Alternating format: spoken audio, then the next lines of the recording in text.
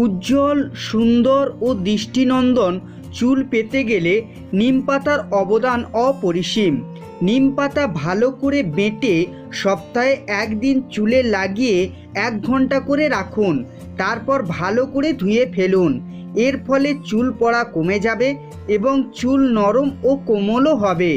নিম চুলকে শক্তিশালী করে ও নিমের নিয়মিত ব্যবহার চুলের বৃদ্ধিকে ত্বরান্বিত করে নতুন চুল গজাতেও সাহায্য করে। খুশকি বিনাশ করে। নিমের ব্যাকটেরিয়া নাশক ও ছত্রাকনাশক উপাদান খুশকির চিকিৎসায় কার্যকারী ভূমিকা রাখে। নিম মাথার তালুর শুষ্কতা ও চুলকানি দূর করে।